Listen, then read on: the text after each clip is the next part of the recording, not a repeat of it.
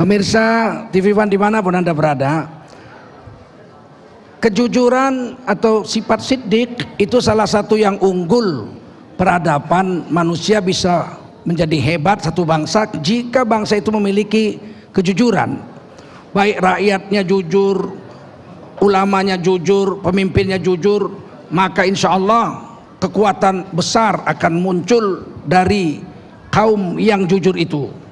Berapa banyak negara-negara sedunia dicatatkan sebagai kaum yang memiliki peradaban yang agung, imperium-imperium besar. Tapi ketika mereka mulai lari daripada keagungan ke luhur, budi-budi yang luhur, akhirnya Allah cabut kekuasaan itu, Allah gilirkan kepada kaum yang lain. Walikulli ummatin ajal, tiap umat pernah berjaya dan tiap umat pernah menemui ajalnya.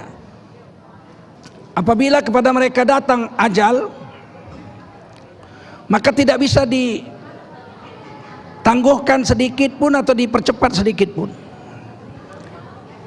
Saudara-saudara yang mulia, para hadirin sekalian, di dalam kehidupan ini orang menganggap dirinya kuat untuk merubah situasi. Padahal sebenarnya situasi ini bisa berubah karena Allah mau mengubahnya. Ada satu ayat yang orang sering salah mengartikan. Ayat ini populer sekali. Innallaha la yughayyiru biqaumin hatta yughayyiru ma bi anfusihim. Sesungguhnya Allah tidak akan mengubah nasib satu kaum sampai kaum itu merubah nasibnya sendiri. Akhirnya ayo kita kalau mau maju harus bekerja keras, kalau kita mau begini harus berbuat begini. Padahal ayatnya bukan begitu. Berapa banyak orang setengah mati berusaha merubah nasibnya nggak berubah. Dari umur 18 tahun jualan kangkung, cari kangkung di rawa-rawa, jual kangkung. Sampai umur 83 tahun tetap jual kangkung. Matinya ketimpa keranjang kangkung. Nasibnya nggak berubah. Padahal dia kerja keras setengah mati. Terus maksud ayat ini apa? Para ahli tafsir, misalnya Imam Tabari dalam kitab Jami'ul Bayan fi Ta'wilil Quran, beliau mengatakan Allah tidak akan merubah nikmat yang Allah telah berikan pada satu kaum sampai kaum itu merubah dirinya dari taat menjadi maksiat. Bisa pribadi, bisa rame-rame. Misalnya kita diberi Allah kesehatan, tiba-tiba kita merubah diri, akal kita cerdas, sehat, kita ngisap ganja atau minum minuman keras atau main narkoba. Dalam 1 hari 2 hari akal kita rusak. Dicabut kenikmatan akal yang waras itu menjadi rusak gara-gara kita main narkoba. Kesalahan itu kesalahan kita. Allah cabut kenikmatan karena kita sendiri keluar daripada aturan Allah SWT. Bisa juga karena kaum, karena kawan-kawanan. Misalnya begini, kata Nabi perang Uhud, pasukan pemanah 50 orang naik ke bukit, jangan turun sampai saya perintahkan turun. Tahap pertama perang Uhud kita menang, kocar kacir pasukan Quraisy, 3.000 orang kita 1.000 orang. Tiba-tiba begitu pasukan Quraisy sudah lari, melarikan diri, orang mulai mengutip harta rampasan perang. Yang di atas bukit mikir, aduh kalau nggak turun nggak dapat nih.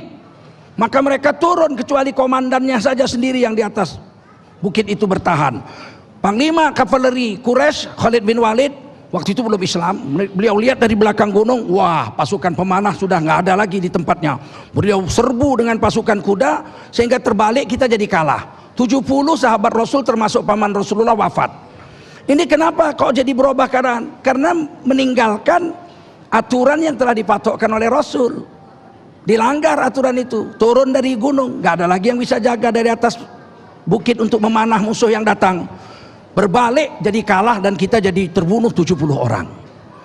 Bisa dengan sendirinya, bisa dengan berkawan-kawan. Di dalam tafsir Qurtubi fi Ahkamil Quran, Imam Qurtubi menjelaskan ayat ini, bisa Allah cabut kenikmatan itu karena kejahatan yang dilakukan oleh orang lain secara beramai-ramai.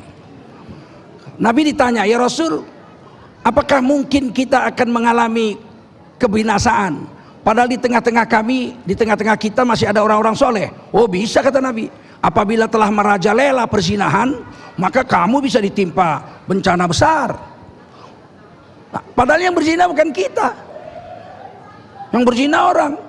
Rame-rame di sana, bikin rumah perzinahan sana, tempat perzinahan. Turun bala bencana, yang baik-baik juga kena. Makanya saudara-saudara, bapak-bapak, ibu-ibu yang mulia, alhamdulillah di negara kita tidak ada undang-undang yang membolehkan perzinahan, yang membolehkan perjudian, yang membolehkan apalagi itu pelacuran, mabuk. Nggak ada, nggak boleh, nggak ada harusnya, karena memang undang-undangnya nggak boleh. Makanya tidak ada wali kota di Indonesia meresmikan rumah pelacuran dengan mengucapkan Bismillahirrahmanirrahim, saya meresmikan tempat pelacuran Al-Barokah. Nggak ada. Memang di negara kita nggak ada. Kalaupun ada berarti ada terjadi kong kali kong atau penyelewengan. Kenapa tidak boleh ada perzinahan, tempat mabuk dan sebagainya, tempat judi di Indonesia? Padahal hasil uangnya banyak. Karena negara kita negara beradab. Kita punya Pancasila, sila kedua kemanusiaan yang adil dan beradab. Perjudian tidak beradab. Walaupun bisa kaya. Ada negara yang kaya dari judi.